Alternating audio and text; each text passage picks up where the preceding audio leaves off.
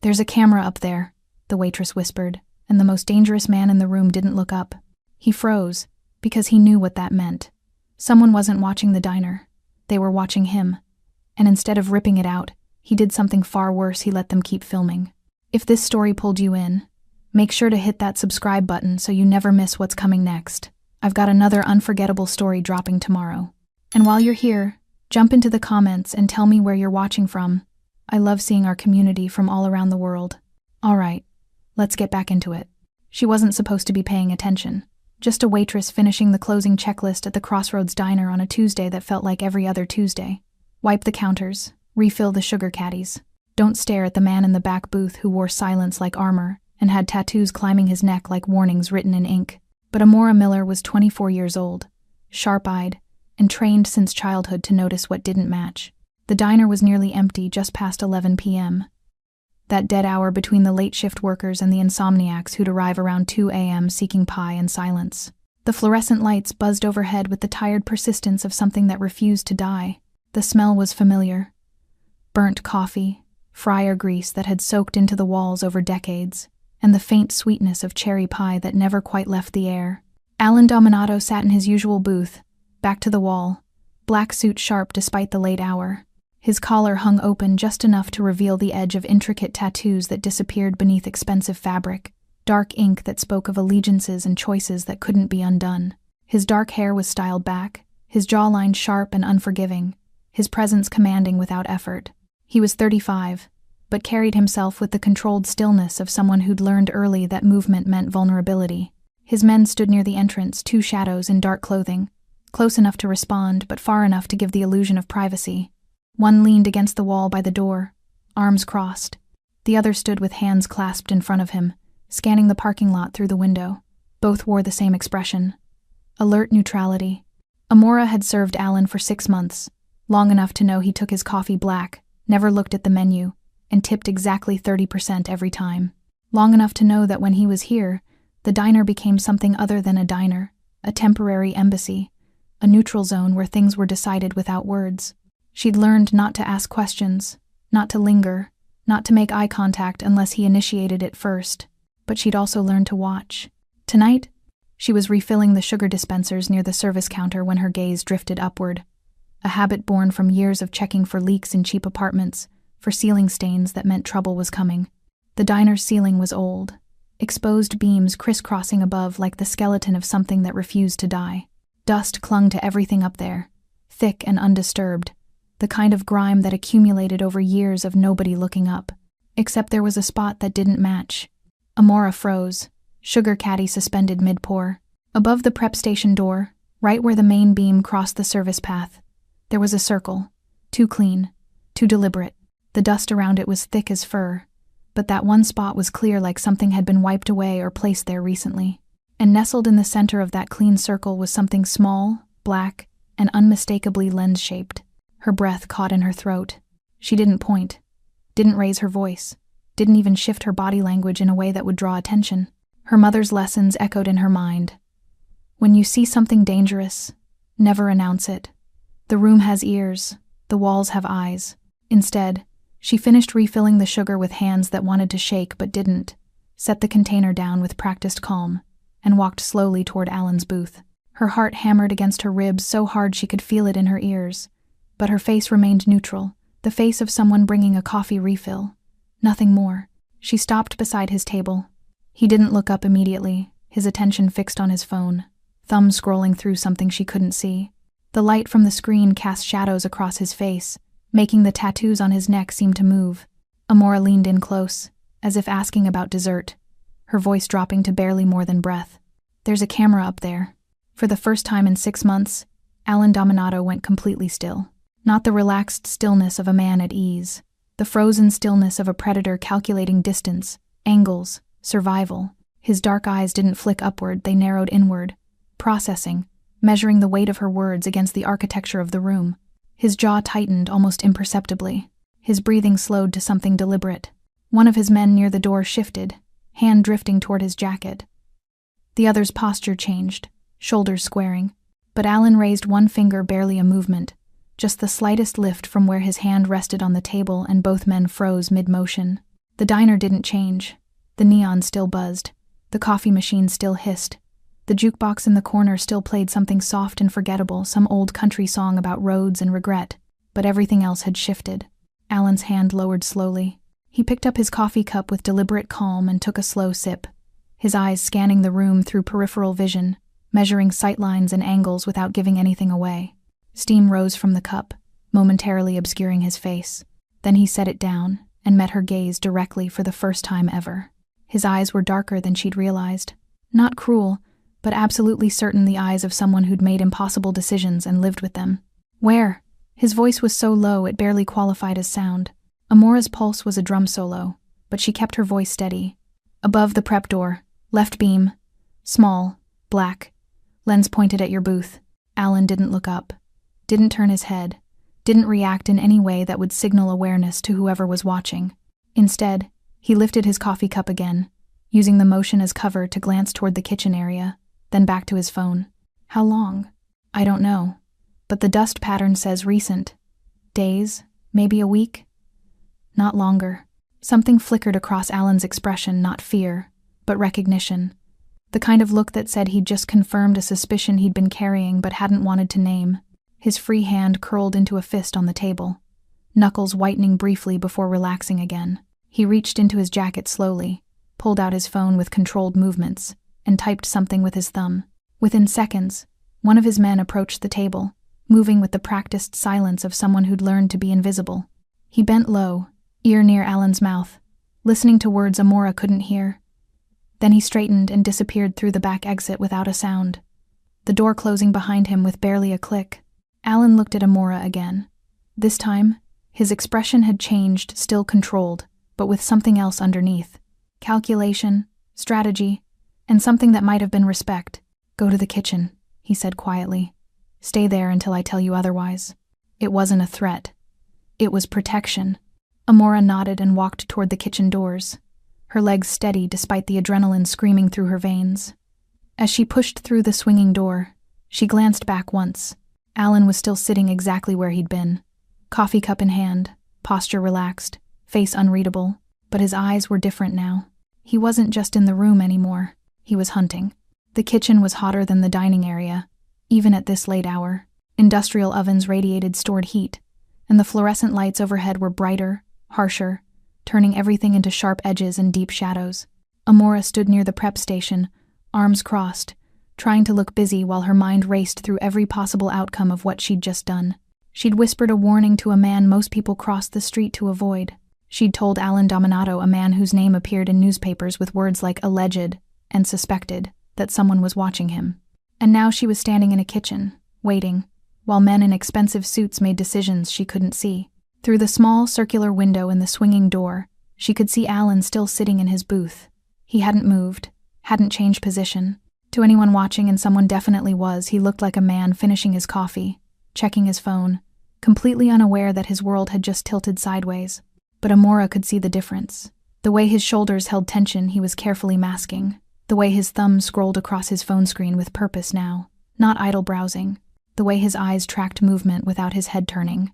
He was performing normalcy while his mind worked through angles she couldn't begin to calculate. 5 minutes passed, then 10. The back door opened and the man who'd left earlier returned, moving with the same ghost-like silence. He approached Alan's booth, leaned in, spoke briefly. Alan's expression didn't change, but his hand tightened around his coffee cup for just a fraction of a second. Then he nodded once. The man pulled something from his jacket, a small tablet, the screen facing away from the camera's presumed angle, and set it on the table. Alan looked down at it, his face illuminated by blue light. Amora watched his jaw tighten, watched his breathing shift from controlled to something deeper, more dangerous. Whatever was on that screen confirmed something he hadn't wanted to believe. Alan stood slowly, buttoning his suit jacket with practiced ease, the motion smooth and unhurried. He pulled out his wallet, left cash on the table more than necessary, as always, and walked toward the kitchen, toward her. Amora's heart kicked into overdrive as the door swung open and Alan stepped into the harsh fluorescent light. Up close, away from the booth's shadows, she could see more details. The precise line of his beard, the small scar near his left eyebrow, the way the tattoos on his neck were actually words in a language she didn't recognize. wrapped in ornate designs that looked almost religious. "You were right," he said quietly, his voice cutting through the ambient hum of refrigerators and ventilation. "It's live, broadcasting." Amora's stomach dropped. To who? That's what we're going to find out. Alan's eyes studied her with an intensity that made her want to look away, but she forced herself to hold his gaze. "How did you spot it?" "I always look up," Amora said. "Habit from growing up in bad apartments. You learn to check for problems before they become disasters." Something shifted in Alan's expression, not quite a smile, but a recognition of shared experience. "Smart. My mother taught me," Amora said. "She said people who survive aren't the ones who see everything. They're the ones who see what doesn't belong." Alan nodded slowly. "Your mother was right." He glanced back toward the dining area, then returned his attention to her. "The camera's been there for 3 days. Professional installation, hardwired into the building's electrical system. Signal routing through a private server." "Not police?" Amora asked. "No." Alan's jaw tightened. "Police would use different equipment. This is personal." The way he said personal made Amora's skin prickle. This wasn't about law enforcement. This was about someone watching Alan specifically, tracking his movements, his meetings, his behavior. "Why here?" she asked. "Why this diner?" "Because this is where I feel safe," Alan said, and there was something almost vulnerable in the admission. "This is neutral ground. Or it was supposed to be." Amora understood immediately. The diner wasn't just a meeting place, it was a sanctuary. A place where Alan could conduct business without the paranoia of his usual environments, and someone had violated that. "What are you going to do?" she asked. Alan was quiet for a long moment, his eyes distant, calculating. Then he looked at her with an expression she couldn't quite read. "Nothing." "Nothing? I'm going to leave it exactly where it is," Alan said. "And I'm going to let whoever's watching think they're winning." Amora stared at him. "That's insane." "That's strategy." Alan's voice was calm, almost gentle, like he was explaining something to a student. "If I tear it down, they know I've found it. They adapt. They disappear. I lose my chance to find out who's behind this. But they're watching everything you do. So I'll give them something to watch." Alan interrupted. "Something that looks real but tells them exactly what I want them to know." He paused, studying her face. "The question is, can I trust you?" The words hung in the air between them, heavy with implication. "Trust me with what?" Amora asked carefully. "With knowing this exists. With keeping your observations to yourself. With understanding that what happens in this diner over the next few days might look like one thing but mean something else entirely." Amora felt the weight of what he was asking. He was inviting her into something dangerous, something that existed in the shadows where people like her weren't supposed to go. Every instinct her mother had taught her said to walk away, to quit this job, to forget she'd ever noticed that camera. But another part of her, the part that had always been curious, that had always seen patterns others missed, wanted to understand. Wanted to know why someone would surveil a man like Alan Dominato. Wanted to see how this played out. "I won't say anything," Amora said quietly. Alan studied her for another long moment, then nodded. "You should go home. Regular time. Regular routine. Don't change anything. And tomorrow? Tomorrow you come back to work like tonight never happened. You serve coffee. You refill sugar caddies. You watch." His eyes locked onto hers with absolute certainty. "But this time, you're watching for me." Before Amora could respond, Alan's phone buzzed. He glanced at it, his expression darkening. "Problem?" Amora asked. "Development," Alan corrected. He looked back at her one more time. "Thank you. For noticing. For telling me. Not everyone would have." "Why not?" Alan's smile was cold and knowing. "Because most people prefer not to see. It's safer that way." He turned and walked back through the swinging door, leaving Amora alone in the too-bright kitchen with a choice she'd already made but didn't fully understand yet. She'd just become part of something she couldn't control. And somehow, that didn't frighten her as much as it should have. Amora didn't sleep that night. She lay in her studio apartment, 3rd floor, east side, where the streetlight bled through thin curtains and turned everything amber, staring at the ceiling and replaying the whisper over and over. "There's a camera up there." 4 words that had changed something fundamental, though she couldn't yet name what. By morning, exhaustion had settled into her bones, but her mind was still racing. She showered, dressed in her usual uniform, black pants, white button-down, comfortable shoes, and stared at her reflection in the bathroom mirror. Her mother looked back at her. Same dark eyes, Same sharp cheekbones. Same expression of someone perpetually calculating risk. Elena Miller had been a housekeeper for wealthy families, moving through expensive homes like a ghost, learning to read people by the things they thought no one noticed. She'd taught Amora that survival wasn't about being the strongest or the smartest, it was about being the most observant. Watch their hands, Mija, not their faces. Hands tell you what they're about to do. Eyes tell you what they want you to think. Elena had died 3 years ago, cancer that spread faster than anyone expected, but her lessons remained. They'd kept Amora employed, kept her safe, kept her invisible in a world that preferred women like her to stay that way. Until last night, when she'd chosen to be seen. Amora arrived at the diner at 4 p.m. for the evening shift. The parking lot was half full, the dinner crowd trickling in. Inside, everything looked exactly the same. Same booths, same scratched counters, same jukebox playing songs that were old when her mother was young. But the camera was still there. She could see it now. Even from across the room, that small black circle above the prep door, nestled in dust that nobody else bothered to look at. Knowing it was there changed everything. Every customer became a potential threat. Every glance felt weighted with surveillance. Jerry, the day shift manager, nodded at her from behind the register.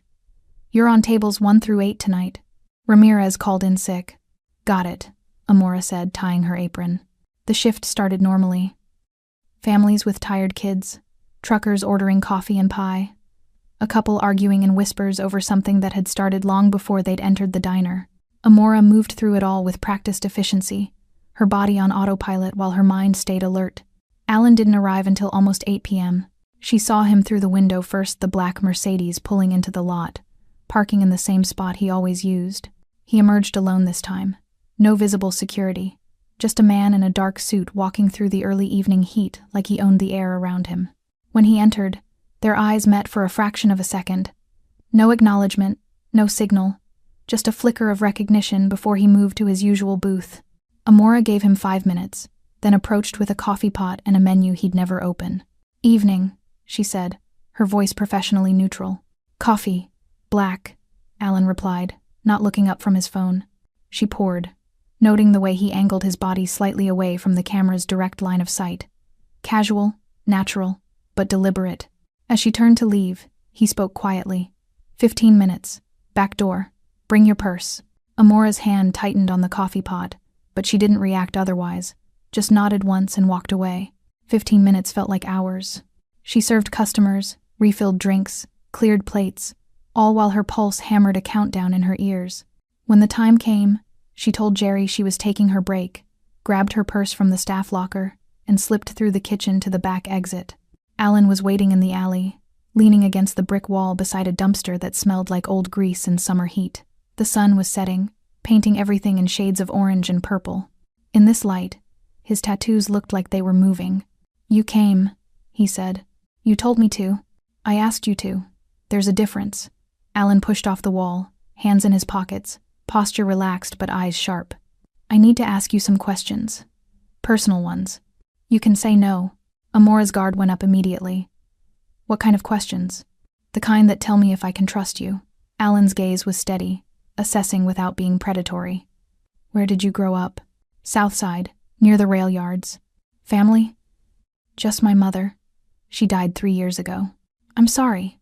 The words sounded genuine. "What did she do?" "Housekeeping. Private homes. She moved around a lot. Different families every few years." Amora paused, then added, "She said it was safer that way. If you stayed too long, you saw too much. And people don't like being seen." Alan's expression shifted recognition again, like pieces of a puzzle clicking together. "She taught you to notice things. She taught me to survive by noticing things." Amora corrected, "To read a room before entering it, to know when someone was lying by how they held their shoulders, to see patterns in behavior that meant trouble was coming." "Why?" "Because we were invisible. Housekeepers, waitresses, cleaners. People look through us, but that means we see everything." Amora met his eyes directly. "My mother said that was our power. We could see what rich people, powerful people, wanted to keep hidden, as long as we never acknowledged it out loud." Alan was quiet for a long moment, studying her with an intensity that should have been uncomfortable but somehow wasn't. "Yesterday you broke that rule," he said finally. "You acknowledged something out loud. To me. Why?" Amora had asked herself that same question all night. Because it felt wrong. Not morally wrong, strategically wrong. You come to that diner because it's safe. Someone violated that. And she hesitated, searching for the right words. I don't like bullies. I don't like people who cheat by watching from the shadows. Something like respect flickered across Alan's face. You realize what you've done, don't you? By telling me about that camera, you've made yourself visible. To me, to whoever's watching. You can't go back to being invisible now. I know. Does that scare you? Amora considered lying, then decided against it. Yes, but not enough to make me regret it. Alan nodded slowly, like she'd passed some test she hadn't known she was taking. I had someone look into your background. I hope you don't mind. Amora's jaw tightened. And you're exactly who you appear to be. No criminal record, no debts, no connections to anyone in my world or anyone who'd want to harm me. Just a woman working 2 jobs to pay rent on a studio apartment while taking online classes in graphic design. The invasion of privacy should have angered her. Instead, it made a strange kind of sense. You had to be sure. I did, because what I'm about to ask you requires trust. Alan pulled his phone from his pocket, typed something, then showed her the screen. It was a surveillance feed, the view from the camera in the diner, showing his empty booth from above. This is what they're watching, Alan said. Every move I make, every person I meet, every conversation I have. For the past 3 days, someone has been building a map of my behavior. Who? I don't know yet, but I'm going to find out. He pocketed the phone. And I need you to help me do it. Amora's breath caught. How? By doing exactly what you've always done. Watch, notice. But this time, you're not watching me. Alan's eyes were dark and certain. You're watching everyone else. The surveillance feed haunted Amora for the next 2 days. She couldn't stop thinking about it, that bird's-eye view of Alan's booth, the perfect angle capturing every gesture, every person who sat across from him, every subtle shift in body language. Whoever had placed that camera knew exactly what they were looking for. This wasn't random. This was targeted, precise, and deeply personal. Alan came to the diner every night that week, always at different times, always with different people. Amora watched them all with new eyes, cataloging faces and behaviors the way her mother had taught her. A businessman in his 50s who kept checking his watch. A younger man with nervous hands who barely touched his coffee. A woman in expensive clothes who smiled too much. Any of them could be the reason for the camera. Or none of them. On Thursday night, Alan arrived alone again. This time, when Amora brought his coffee, he slid a folded piece of paper across the table as she set down the cup. She palmed it smoothly, years of invisible service making the motion automatic. In the kitchen, she unfolded it. Red sedan. License plate GHT 4729. Parked across the street. Driver hasn't moved in 40 minutes. Watch him. Amora's pulse quickened. She moved to the small window by the back door and peered out into the parking lot. Sure enough, there was a red sedan parked under a broken streetlight, dark enough that she hadn't noticed it before. She couldn't see the driver clearly, just a silhouette behind the wheel, motionless, watching. She went back to work, but kept glancing toward the window whenever she passed. The sedan didn't move, didn't leave, just sat there like a predator waiting for the right moment. Around 9 p.m., Alan's phone buzzed. She saw his expression change, something hardening in his jaw, a coldness settling into his eyes. He stood, left money on the table, and walked out without looking at her. 30 seconds later, the red sedan's engine started. It pulled out slowly, following Alan's Mercedes at a careful distance. Amora's hands shook as she cleared Alan's table. This was real. This wasn't just surveillance, this was active pursuit. Someone was tracking Alan's every move, and they weren't being subtle about it anymore. Her shift ended at 11 p.m. She walked to her car in the mostly empty parking lot, keys already threaded between her fingers the way her mother had taught her. The night air was thick and humid, carrying the smell of asphalt and distant rain. Her phone buzzed as she unlocked her car door. Unknown number. She almost didn't answer, but something made her thumb the accept button. Get in your car and drive home normally, Alan's voice said without preamble. Don't look around. Don't change your routine. I'll call you in 20 minutes. The line went dead. Amora's heart hammered as she slid into the driver's seat, started the engine, and pulled out of the parking lot. She forced herself not to check the rearview mirror obsessively, not to drive faster than usual, not to do anything that would signal awareness. The 20-minute drive to her apartment felt like hours. She parked in her usual spot, climbed the stairs to her third-floor unit, and locked the door behind her. Only then did she allow herself to breathe. Her phone rang exactly 20 minutes after the first call. "I'm sorry to involve you like this," Alan said, his voice quieter than she'd ever heard it. "But you're already involved, and I need you to understand what's happening." "Tell me," Amora said, sitting on her second-hand couch in the dark. "The camera isn't law enforcement. We confirmed that. The signal routes through a shell server owned by a logistics company called Meridian Transport. On paper, it's a legitimate freight operation. But I've used them before 3 years ago, when I needed to move. Sensitive cargo. The owner is a man named Felix Crane, ex-military, very good at making things disappear. You think he's behind this? I thought he might be. Until tonight." Alan's voice tightened. "My tech team traced the server access logs. The footage isn't just being recorded, it's being accessed in real time by 3 different IP addresses. One of them belongs to Crane, but the other 2," he paused. "One is registered to an apartment in the financial district. Expensive. The kind of place you don't rent on a freight manager's salary. Who lives there? That's what I need to find out. But the 3rd IP address is what concerns me." Another pause, heavier this time. "It's accessing the feed from inside my own organization." The words landed like a physical blow. Amora sat forward, gripping the phone tighter. "Someone on your side is watching you? Not just watching, selling my movements, my meetings, my patterns. Someone close enough to know where I'd feel safe is feeding that information to people who want to use it against me." "Who?"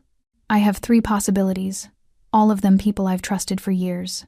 All of them with access to my schedule, my properties, my operations." Alan's voice was cold now, controlled fury beneath the surface. "One of them is betraying me, and I can't move against them until I know which one." Amora's mind raced through the implications. "So, you're going to let them keep watching, let them think they're winning." "Exactly. I'm going to give them a performance. Make them believe I'm vulnerable, distracted, making mistakes. And when they move to take advantage..." He didn't finish the sentence. He didn't need to. "What do you need from me?" Amora asked. "Keep doing what you're doing. Watch the diner. Watch who comes in, who sits with me, who reacts when things happen. You see patterns I can't, because you're invisible to them.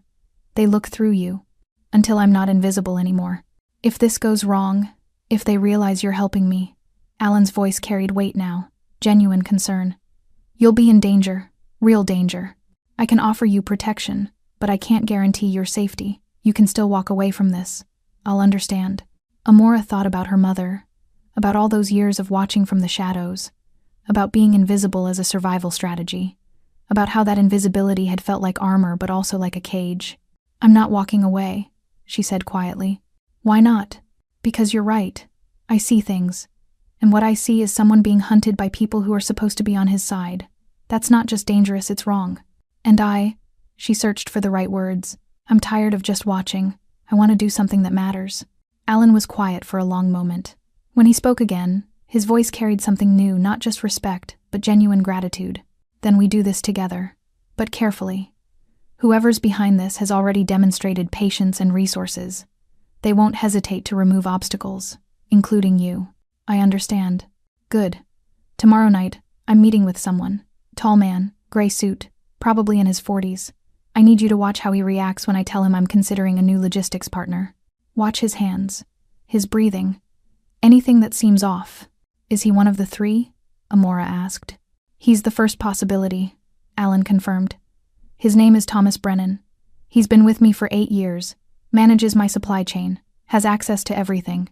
And if he's not the leak, then we move to the next one, and the next, until we find who's selling me out." After the call ended, Amora sat in the darkness of her apartment, watching the streetlight paint amber shapes on her ceiling. She'd crossed a line she couldn't uncross. She was no longer just a waitress who'd noticed something wrong. She was part of a hunt now, and somewhere in the city, someone who thought they were winning was about to discover they'd been seen. Thomas Brennan arrived at the diner at exactly 8:47 p.m. on Friday night. Amora spotted him through the window, tall, as Alan had described, wearing a gray suit that looked expensive but not flashy, the kind of clothing designed to project competence without drawing attention. He had salt and pepper hair cut short, a strong jaw, and the confident stride of someone accustomed to being respected. He slid into the booth across from Alan with the ease of familiarity, shaking his hand briefly before settling in. From across the diner, They looked like two businessmen discussing legitimate concerns over coffee and pie. But Amora knew better now. She approached their table with a pot of coffee and 2 menus, her expression professionally neutral. "Evening, gentlemen. Can I start you with coffee?" "Please," Brennan said, offering her a polite smile that didn't quite reach his eyes. The smile of someone who'd learned to be charming without actually caring. Amora poured for both of them, noting the way Brennan's hands rested flat on the table, steady, controlled. Alan had taught her to watch the hands. People could control their faces, their voices, even their breathing if they were trained. But hands betrayed tension, revealed the micro-adjustments of someone preparing to lie or fight or flee. Brennan's hands were perfectly still. "Thank you," Alan said, dismissing her with a slight nod. Amora returned to the counter but positioned herself where she could observe their booth in her peripheral vision. She refilled sugar caddies, wiped down already clean surfaces, and watched. Alan leaned back in his seat, coffee cup cradled in both hands, his posture relaxed. "I wanted to talk to you about the Meridian transport situation," he said, his voice carrying just enough for Amora to hear from her position. "I'm not satisfied with their recent performance." Brennan's expression shifted concern, maybe, or professional interest. "What kind of issues are we talking about?" "Delayed shipments, communication breakdowns. I'm starting to think we need alternatives." Alan took a sip of coffee, watching Brennan over the rim of his cup. "I've been in contact with a company out of Newark. Smaller operation, but their reliability metrics are impressive." Amora watched Brennan's hands. They didn't move, didn't tense, didn't do anything that suggested the news troubled him. "That's a significant change," Brennan said carefully. "Meridian has handled our logistics for 3 years. There'll be transition costs, learning curves. Are you sure the problems justify that level of disruption?" "I'm sure I don't like surprises," Alan replied. "And lately, Meridian has been full of them." Brennan nodded slowly, his expression thoughtful. "If you want to explore alternatives, I can reach out to some contacts, get proposals. We should compare options before making any final decisions." "I'd appreciate that," Alan said. "But keep it quiet for now. I don't want word getting back to Crane before we're ready to move." Of course, discretion is critical in these situations. They continued talking for another 20 minutes, numbers, logistics, the kind of business discussion that would bore most people to sleep. But Amora watched Brennan's hands the entire time, looking for the tell Alan had warned her about. They never moved, never tensed, never betrayed anything except professional concern. When Brennan finally left, shaking Alan's hand again before walking out into the night, Amora caught Alan's eye briefly. He gave the slightest shake of his head. Not him. Or he's very good at lying. Later that night, after her shift ended, Amora found Alan waiting in the alley again. The air had cooled slightly, carrying the promise of rain that never seemed to arrive. Somewhere nearby, a dog barked endlessly at nothing. "Well?" Alan asked. His hands never moved. Amora said. "Not once. Even when you mentioned switching companies. Even when you said Crane's name, nothing. Either he's not the leak, or he's had serious training." Alan nodded, his expression unreadable. "Brennan was special operations before he came to work for me. Marines. 2 tours overseas. If anyone could control their physical tells, it's him. So we don't know anything. We know he didn't react the way a guilty person would. But that's not the same as innocent." Alan pulled out his phone, showed her a screenshot of access logs. The internal IP address accessed the surveillance feed 7 times today. 3 of those times were during Brennan's meeting with me. Amora's eyes widened. "Someone was watching while you talked to him? Someone wanted to see how he'd react to what I said. Which means either Brennan is the leak and he's reporting back, or someone else is monitoring him to see if he's trustworthy." "This is incredibly paranoid," Amora said. "This is survival," Alan corrected. "In my world, paranoia is just pattern recognition that hasn't been proven wrong yet." Thunder rumbled in the distance. The storm that had been threatening all week was finally moving in. "What's the next step?"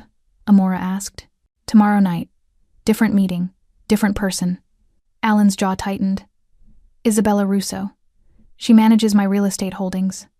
38 years old. Been with me for 6 years. Smart enough to run her own operation but stayed loyal when she could have branched out." "You don't think it's her?" "I don't want it to be her," Alan corrected. "There's a difference. She's godmother to my sister's kids. She's been to family dinners. But trust is a luxury I can't afford right now." Amora heard something in his voice, not quite pain, but something close. The cost of power, she realized, was measured in relationships that could never be fully trusted. "What am I watching for this time?" she asked. "I'm going to tell her I'm concerned about one of our properties, a warehouse on the north side. I'm going to suggest it might be compromised, that we should move our inventory to a different location." Alan's eyes were dark in the alley's shadows. "If she's the leak, that information will travel fast. My tech team will be monitoring the surveillance feed access logs. If someone checks the feed immediately after that conversation, we'll know. And if she's not the leak, then we move to possibility 3, and hope we're not wrong." Alan paused, studying her face. "You're thinking something." "I can see it," Amora acetated, then voiced the thought that had been building since Brennan's meeting. What if it's not just one person? What if multiple people are involved? Alan went very still. "Explain." "The camera provides surveillance. Someone inside your organization provides context, tells the watchers what they're seeing, what it means. And someone outside, maybe Crane, maybe someone else uses that information to plan whatever they're planning. 3 different roles, 3 different people. A conspiracy," Alan said quietly. "Or a business arrangement. Information brokering. You said yourself that in your world, everything's transactional." Alan stared at her for a long moment, and Amora saw something shift in his expression, not surprise, but recognition. Like she'd articulated something he'd been feeling but hadn't wanted to acknowledge.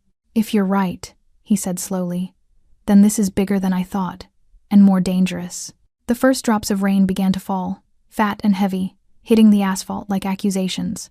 "Go home," Alan said.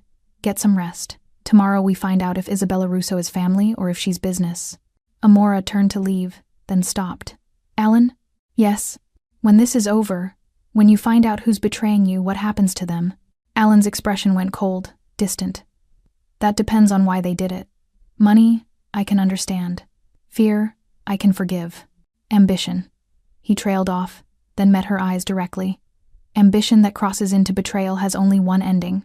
He didn't elaborate. He didn't need to. Amora walked to her car through the intensifying rain, feeling the weight of what she'd become part of. This wasn't just about surveillance anymore. This was about loyalty and betrayal, about power and its cost, about the moment when someone decided their ambition mattered more than their word.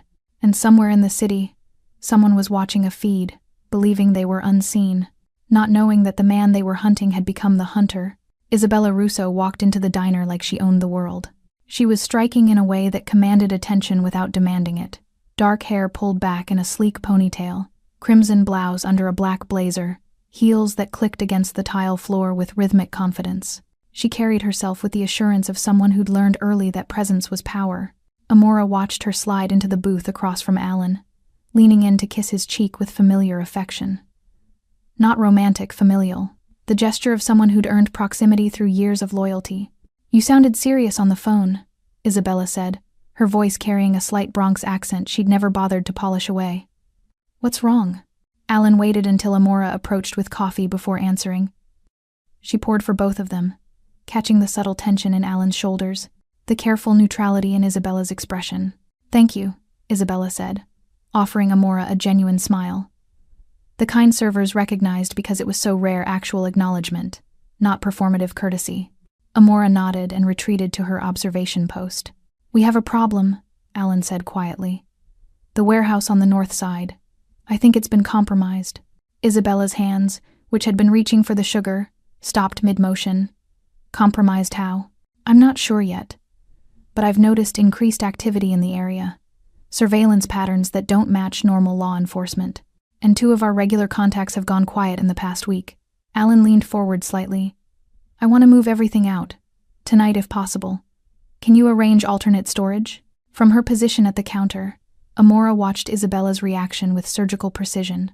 The woman's hands had frozen when Alan said, "compromised," but now they resumed their motion, adding sugar to her coffee, stirring slowly, the spoon clinking against ceramic with deliberate calm.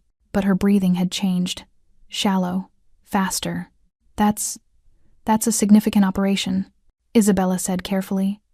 "Moving that much inventory on short notice will be expensive and risky. Are you certain we need to act this quickly?"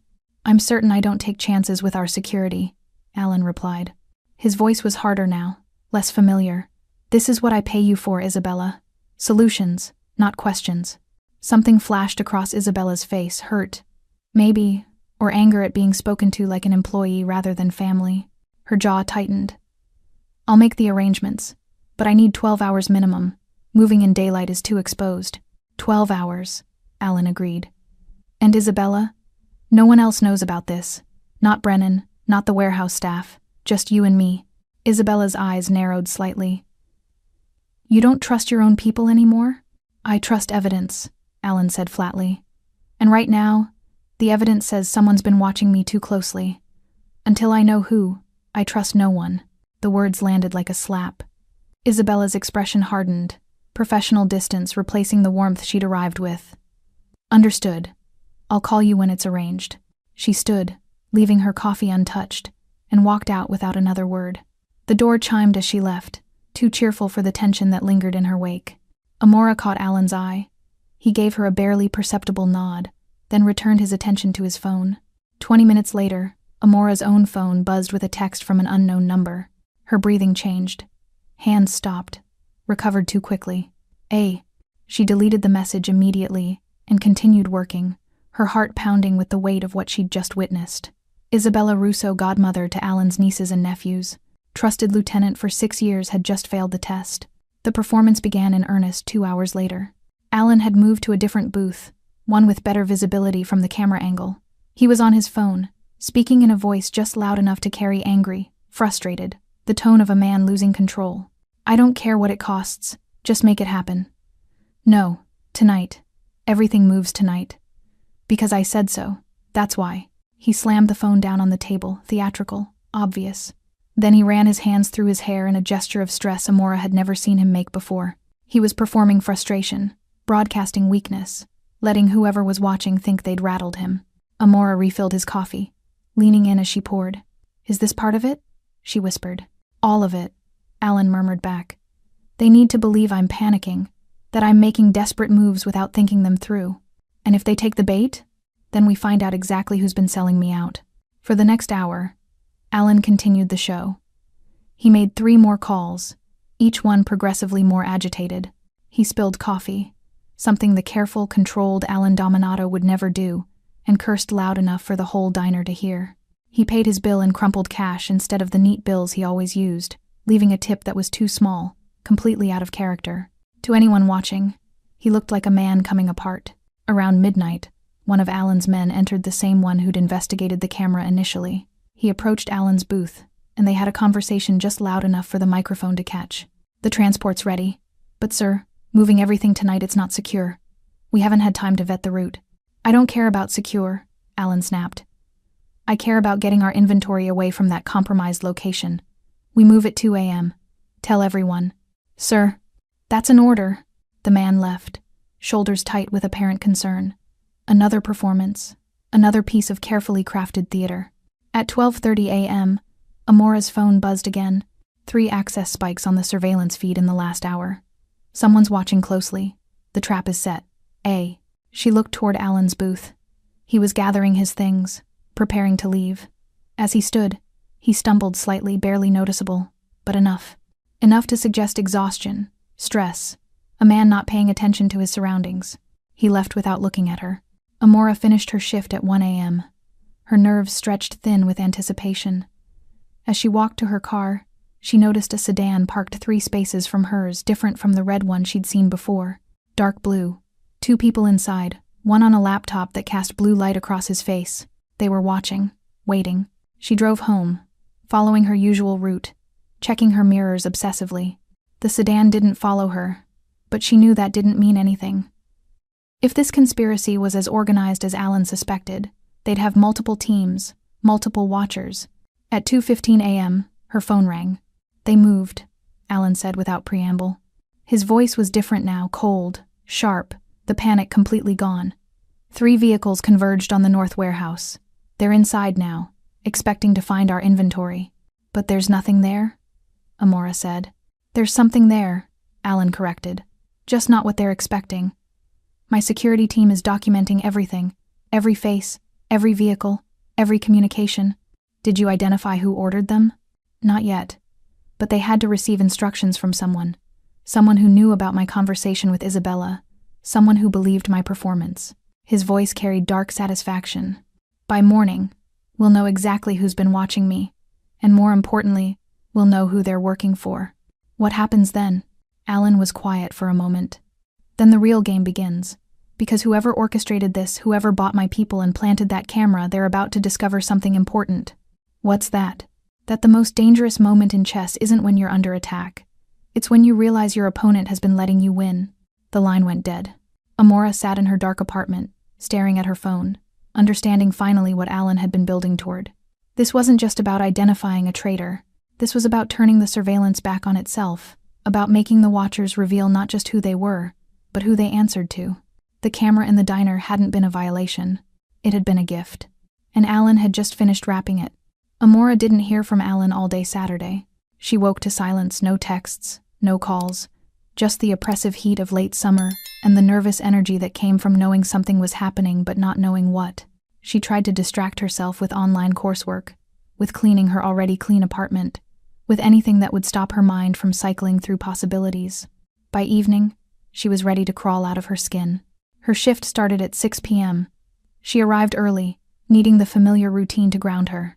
The diner was busy with the dinner crowd, families, couples, the usual Saturday chaos. Everything looked normal, felt normal, except the camera was still there. That small black eye watching everything. At 7:30 p.m., Alan walked in. He looked different. Not disheveled like last night's performance, but harder somehow. His suit was immaculate, his movements precise, but there was something in his eyes, a cold focus that reminded Amora of a blade being sharpened. He didn't sit in his usual booth. Instead, he chose a table in the center of the dining area, fully visible, making himself the obvious focal point of the room. Two of his men took positions near the entrance and the kitchen, their presence more obvious than usual. This wasn't about hiding anymore. This was about control. Amora approached with coffee. "Evening. Coffee. And whatever's good tonight," Alan said, his voice carrying slightly. Loud enough for nearby tables to hear. Loud enough for a microphone to catch clearly. "Meatloaf's fresh. So's the apple pie." "Both, thank you." She poured his coffee, noting the way his phone sat face up on the table, screen active, messages scrolling past too quickly for her to read. He was orchestrating something, coordinating pieces she couldn't see. 20 minutes later, Isabella Russo walked in. She looked tired, hair not quite as perfect as yesterday, makeup subtle but unable to completely hide the shadows under her eyes. She scanned the diner until she found Alan, then walked over with the careful posture of someone approaching a minefield. "You wanted to see me," she said, not sitting down. "Sit." Alan's voice was flat, emotionless. Isabella sat, her hands folding on the table in front of her, defensive body language. Amora had seen it before, people trying to make themselves smaller, less threatening. "The warehouse was raided last night," Alan said conversationally, like he was discussing the weather. 3 vehicles, 7 men. They came in expecting to find my inventory. Isabella's face went carefully neutral. "I heard. I was going to call you this morning, but you already knew," Alan interrupted. "Because you told them it would be there." The air between them crystallized. Isabella's hands tightened, knuckles going white. "Alan, I don't know what you're talking about." "Yes, you do." He pulled his phone around, showed her something on the screen. From her angle, Amora couldn't see what it was, but she saw Isabella's face go pale. "These are access logs from the surveillance feed. The camera in this diner that's been watching me for the past week. Every time I had a conversation here, someone accessed that feed within minutes. And the IP address traces back to your apartment. Isabella, that's impossible. Your building, your floor, your unit." Alan's voice remained calm, but there was steel underneath. "You've been feeding information to Felix Crane for 3 months. Every meeting I take here, every decision I discuss, he's been building a map of my operations, and you've been providing the legend." Isabella's eyes glistened, but she didn't cry. She straightened in her seat, and something shifted in her expression, defiance replacing fear. "You want to know why?" Her voice was low, bitter. "Because you stopped seeing us. All of us. We became assets instead of people. Tools you used when convenient and discarded when you were done. I paid you exceptionally well to be that tool," Alan said coldly. "Money isn't loyalty, Alan. You used to understand that. You used to care about the people who worked for you. But somewhere along the way, you became exactly what you fought against, someone who values power over people. And selling me out to Crane was your solution?" Crane offered me partnership, not employment partnership, a chance to build something of my own instead of being your eternal second in command. Isabella's voice cracked slightly. I gave you 6 years. 6 years of my life, and you never once asked if I wanted more, if I had ambitions beyond managing your properties. Alan was quiet for a long moment. When he spoke again, his voice was softer but no less dangerous. If you wanted more, you should have asked, not betrayed. Would you have said yes? The silence that followed was answer enough. Isabella stood slowly. So what happens now? You make an example of me? You destroy me the way you've destroyed everyone else who disappointed you? No, Alan said quietly. You're going to walk out of here. You're going to go home. And tomorrow morning, you're going to receive a severance package generous. Because unlike you, I honor my commitments. But you're done in this city, Isabella. Every organization, every family, every legitimate business that matters, they'll know what you did. You'll rebuild somewhere else. Or you won't rebuild at all. That's worse than killing me, Isabella whispered. That's the point. Alan's eyes were hard. I don't kill family. But I don't forget betrayal either. Isabella left without another word, her heels clicking against the floor with less confidence than when she'd arrived. The door chimed behind her, and just like that, 6 years of loyalty dissolved into nothing.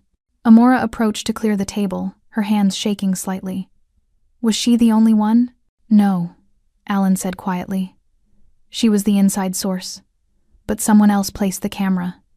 Someone else coordinated the raid. And someone else is paying for all of it. Crane? Crane is a middleman, a facilitator, but he's not ambitious enough to orchestrate this alone. Alan's jaw tightened.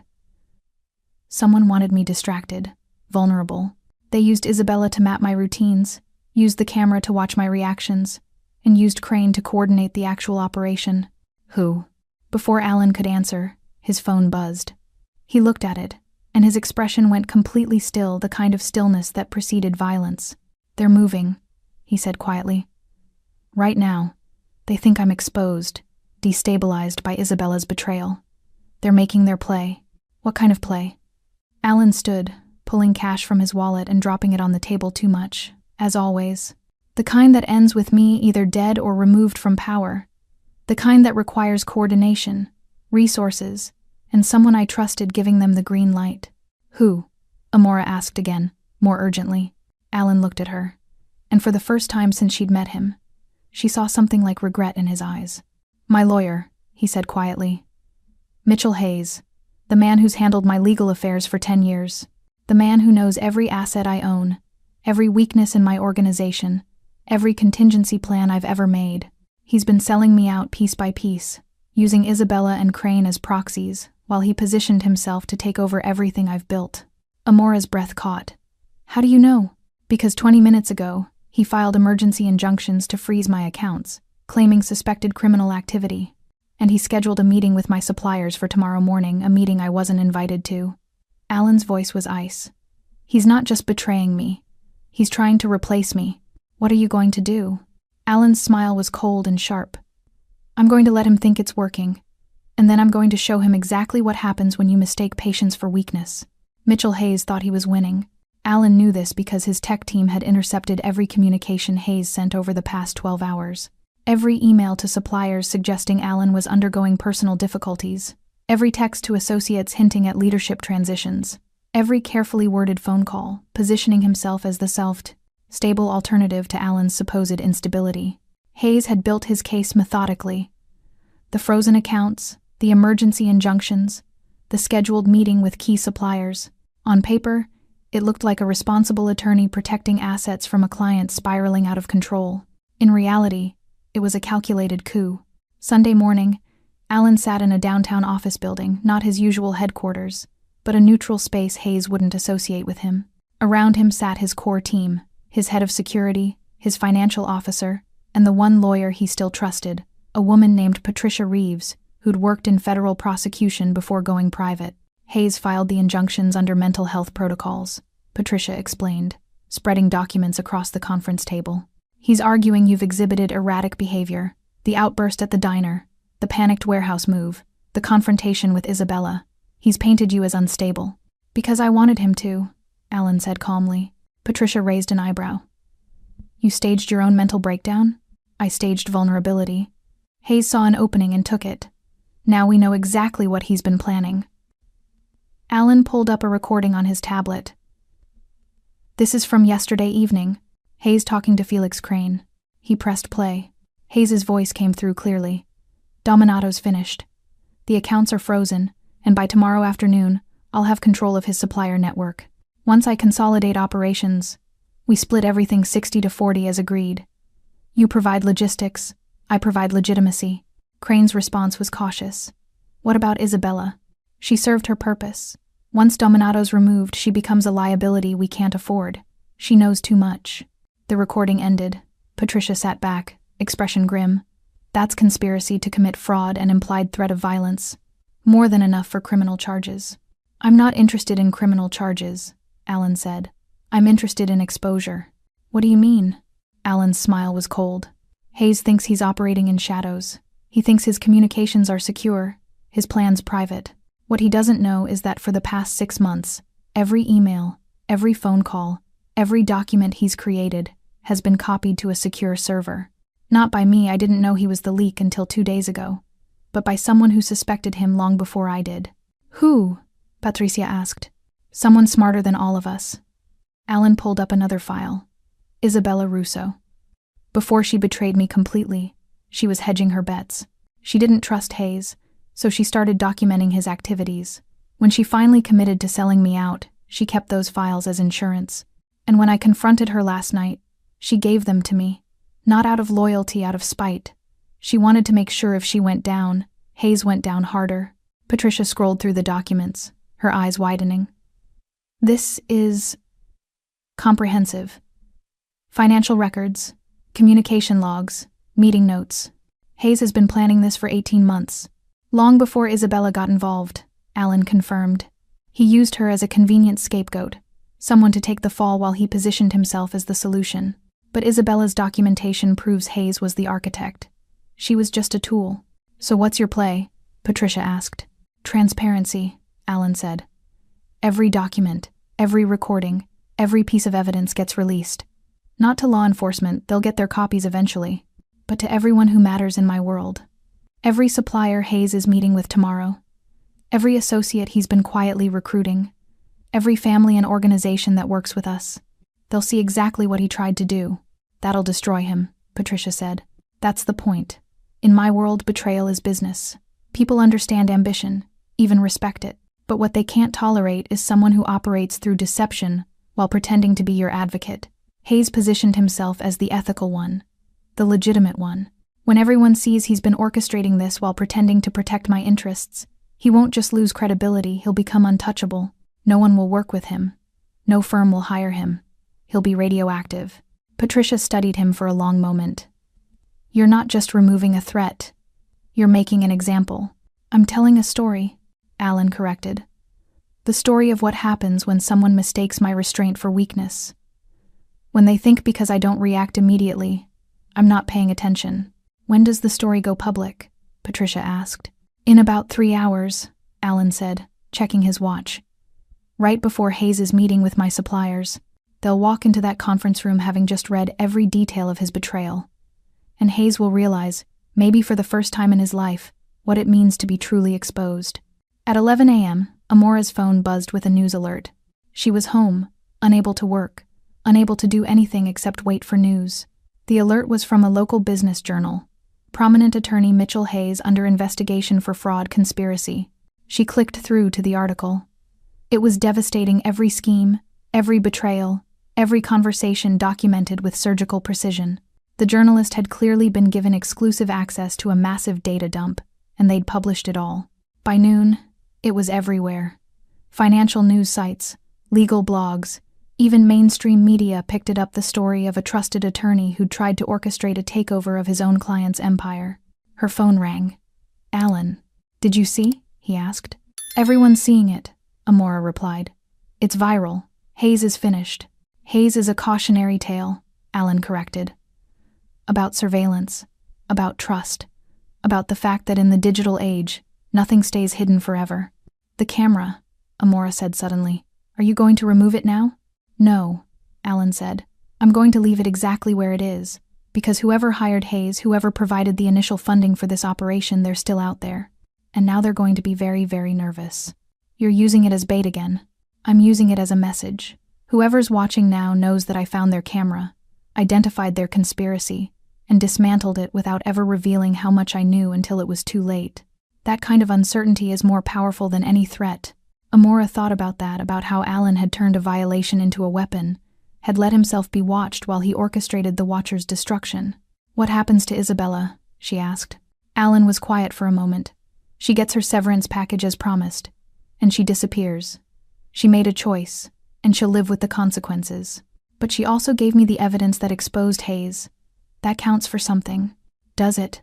In my world, everything counts. Every action, every choice, every betrayal, and every moment of unexpected integrity. Alan's voice softened slightly. You showed me that, Amora. When you whispered that warning, instead of staying silent, you didn't know what it would cost you or what it might lead to. You just saw something wrong and said something. That's rarer than you think. I just noticed a camera. You noticed what everyone else missed, and you cared enough to speak up. That's not just rare, it's valuable. The line was quiet for a moment. The diner's closed tomorrow, Amora said. Building maintenance. I know. I own the building. Amora blinked. You do? I own most of the block. The diner's been neutral ground for years because I made sure it stayed that way. He paused. When it reopens Tuesday, things will be different.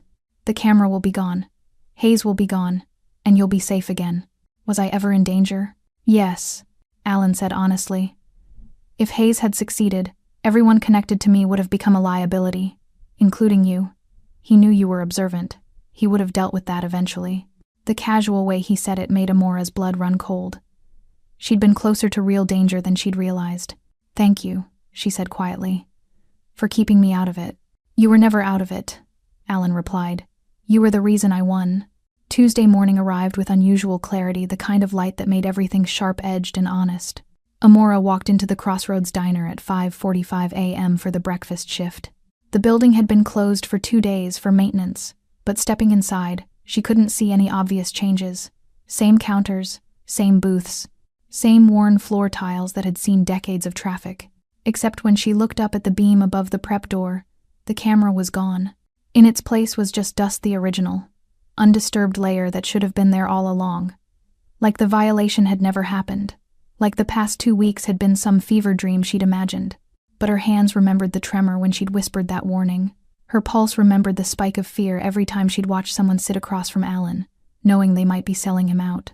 Her mind remembered every careful observation, every calculated word, every moment of being more than invisible. Jerry was already behind the counter, starting the coffee machines. He nodded at her. Building inspector found some electrical issues. Got them fixed. We're good now. Good, Amora said, tying her apron. She wondered if Jerry knew what had really been fixed. Probably not. The diner's owner, Alan, apparently would have handled it quietly, the way he handled everything. Remove the threat. Eliminate the evidence. Return to normal as if normal had never been interrupted. The morning shift was steady but unremarkable. Regulars ordered their usual breakfasts. Truckers came and went. A mother with 3 young kids created cheerful chaos in booth 5. Everything was exactly as it should be. Except Alan didn't come in. Not for breakfast. Not for lunch. Not during the afternoon lull when he'd sometimes appear for coffee in silence. By 3 p.m., when her shift ended, Amora felt an unexpected hollowness. She'd spent 2 weeks learning to read his presence, to understand his silences, to participate in a dangerous game she barely understood. And now that the game was over, she was just a waitress again. Invisible again. She was walking to her car when her phone buzzed. Meet me at Riverside Park. East entrance. A. Amora's heart jumped. She sat in her car for a long moment, staring at the message, then drove across town to the park. Riverside Park was one of those old urban green spaces that had survived development through sheer stubbornness. Trees older than the city's skyline, walking paths that curved along the water, benches where people came to think or hide or remember. Alan was sitting on a bench overlooking the river, dressed casually for the first time she'd seen dark jeans, black Henley, no suit jacket. He looked younger somehow, less armored, more human. You came, he said as she approached. You asked. I requested. There's a difference. He gestured to the bench. Sit. Amora sat, maintaining a careful distance, aware of how different this felt from their previous interactions. No diner counter between them, no performance for cameras, just two people on a bench watching the river move. "Hayes is finished," Alan said quietly. "His law license is under review. His assets are frozen pending investigation. Every client he had is looking for new representation. He'll probably face criminal charges. But even if he doesn't, his career is destroyed." "And Crane?" "Felix Crane is cooperating with authorities in exchange for reduced charges. He's naming everyone he worked with, every operation he facilitated. It'll take down several networks, not just mine." Alan's jaw tightened slightly. Turns out Hayes wasn't just targeting me. He had similar schemes running against 3 other organizations. I was just the biggest prize. "So you weren't paranoid. You were right. Being right doesn't feel as good as you'd think," Alan said. "I lost Isabella. I lost 10 years of trusting the wrong lawyer. I lost the illusion that loyalty meant anything permanent." Amora heard the exhaustion in his voice. "What about the person who hired Hayes initially? You said there was someone above him." "There was. A development consortium that wanted to acquire properties I own. They couldn't buy them legally, so they tried to remove me and install Hayes as a more cooperative owner. We've reached an understanding." The way he said understanding suggested negotiations Amora didn't want details about. They sat in silence for a while, watching joggers pass, listening to the city hum in the distance. "Why did you ask me here?" Amora finally said. Alan reached into his pocket and pulled out an envelope. "Because you earned this." Amora opened it. Inside was a check more money than she made in 6 months at the diner. "I can't accept this," she said immediately. "You can and you will. You provided intelligence that saved my organization. That's worth compensation." "I just noticed a camera." "You noticed what professionals missed," Alan interrupted. "You spoke up when staying silent was safer. You watched people for me when you could have refused. You participated in something dangerous because you believed it mattered. That deserves recognition." Amora stared at the check, feeling the weight of what it represented.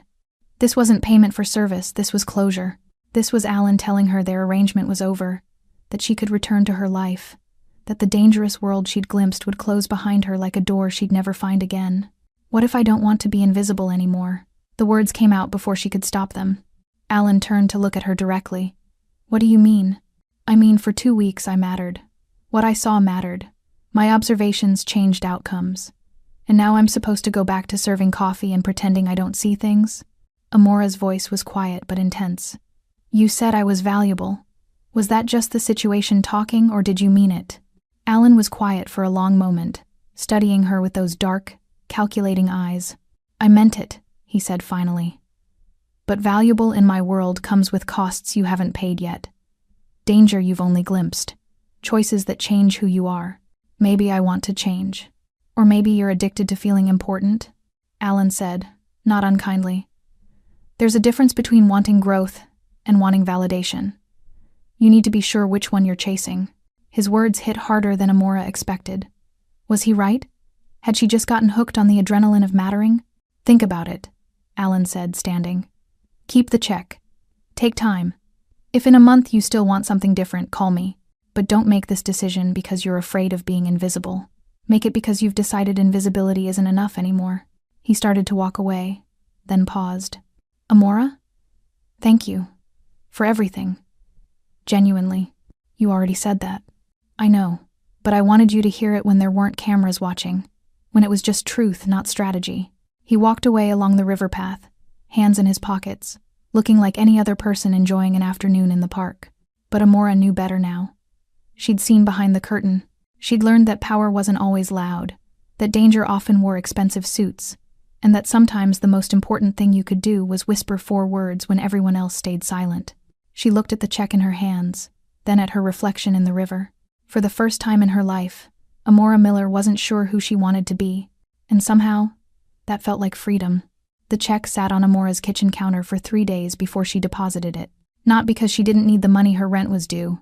Her car needed new tires, and her mother's medical debts still haunted her credit report. But because depositing it felt like accepting that the past 2 weeks were over. Filed away. Finished. On Friday evening, she returned to the Crossroads Diner for her regular shift. The place felt smaller somehow, more ordinary.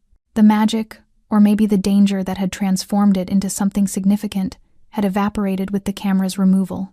She went through her routine with mechanical precision, poured coffee, took orders, cleared tables, smiled at customers who didn't really see her. By 9 p.m., the dinner rush had faded to the usual handful of late-shift workers and insomniacs seeking pie. Then Alan walked in. Amora's breath caught. She hadn't expected to see him again. Not really. She'd assumed he'd find a new neutral ground. A new place where waitresses didn't know his secrets. But he walked straight to his usual booth back to the wall. Clear sight lines to both entrances, and sat down like he'd never left. Their eyes met across the diner.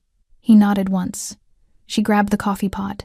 "Evening," she said, approaching his table with careful neutrality. "Coffee. Black," Alan said, the familiar ritual reasserting itself. She poured, noting that his hands were steady, his expression calm. Whatever storms had raged through his world, they'd passed. Or at least, he'd learned to navigate them. "Anything else?" she asked. "Actually, yes." Alan gestured to the seat across from him. "Sit for a minute?" Amora glanced around.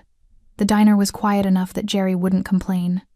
She slid into the booth, feeling strange sitting where so many dangerous conversations had taken place. "You deposited the check," Alan observed. "How did you—" She stopped. Of course he knew.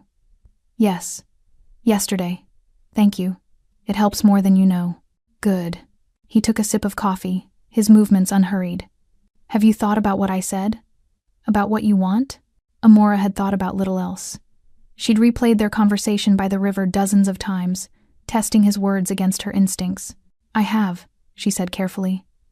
"And I think you were right. Part of what I felt was the rush of mattering, of being seen, but that's not a good enough reason to step into your world." Something flickered across Alan's expression. Approval, maybe, or respect. "That's a mature answer," he said. "But," Amora continued, "I also realized something else. I don't want to be invisible forever. I want to build something that matters. On my terms, in my way, not in your world, in mine." "What does that look like?" "I'm not sure yet. Maybe finishing my degree. Maybe starting my own design business. Maybe something I haven't imagined yet." She met his eyes directly. "But I know I don't want to spend the rest of my life pouring coffee and pretending I don't notice things." Alan nodded slowly. "That's a better answer. One with intention instead of just reaction." "Did I pass your test?" Amora asked, unable to hide the slight edge in her voice. It wasn't a test. It was genuine concern. "I've seen people get addicted to proximity to power. It rarely ends well." They sat in silence for a moment. The jukebox played something old and melancholy. A truck rumbled past on the street outside. "Can I ask you something?" Amora said. "Go ahead. Why did you come back here? You could go anywhere, meet people anywhere. Why return to a place that was compromised?" Alan's expression softened slightly. "Because it wasn't the place that was compromised, it was the people. And those people are gone now. This diner is still what it always was. Neutral ground. Safe ground. Sometimes you don't abandon a place just because it was violated. Sometimes you reclaim it." Amora understood what he meant. The camera was gone, but the memory of surveillance remained. By returning, Alan was refusing to let that violation define the space. He was choosing to trust it again, or at least, choosing not to run. "Will you ever really trust anyone again?" she asked quietly. "Probably not the way I used to," Alan admitted. "Hayes taught me that trust without verification is just wishful thinking. But complete isolation isn't living, it's just surviving. So I'll trust carefully, verify constantly, and hope that the people I choose to trust understand why." He finished his coffee and pulled out his wallet, leaving the usual cash with the usual tip. "I should let you get back to work," he said, sliding out of the booth. "Alan?" Amora said as he stood. "Yes? Thank you. For listening to me whisper, for taking me seriously, for treating me like I mattered even when I was just a waitress who noticed something wrong." Alan's expression was unreadable, but his voice was genuine. "You were never just anything, Amora. That's what made you dangerous. You saw everything and everyone underestimated you. That's the most valuable combination in any world." He turned and walked toward the door, his men materializing from wherever they'd been waiting, forming their practiced protective detail. Amora watched him leave, then looked up at the beam where the camera had been. Just dust now. Just a ceiling that no one else would ever think to examine. She picked up her coffee pot and returned to work, moving through the familiar routine with new awareness. She noticed things still did, Always would. The couple in booth 3 whose body language suggested an argument barely contained. The trucker at the counter who kept checking his phone with increasing anxiety. The teenager alone in the corner who was probably supposed to be somewhere else. She saw everything. But now she also understood that seeing wasn't the same as acting. That noticing patterns didn't obligate her to intervene. That sometimes the most powerful thing you could do with observation was choose what to do with it. The diner's neon sign buzzed overhead, casting its familiar red glow across worn vinyl and scratched countertops. Outside, the city continued its endless motion, people moving through their lives, most of them never knowing how close they came to the dangerous currents that flowed beneath the surface. Amora refilled coffee cups and cleared plates, invisible again to most. But she knew something now that she hadn't known before. Invisibility was a choice, not a condition. And when she was ready, when she'd built something of her own, on her own terms, she'd choose to be seen. Not because someone else had given her permission, but because she'd earned it. The camera was gone. The danger had passed. The diner was just a diner again. But Amora Miller was no longer just a waitress. She was someone who'd whispered truth to power and lived to tell about it. And that, she decided, was enough. For now. Thanks for staying with this story right till the final moment. You're the reason these stories come alive.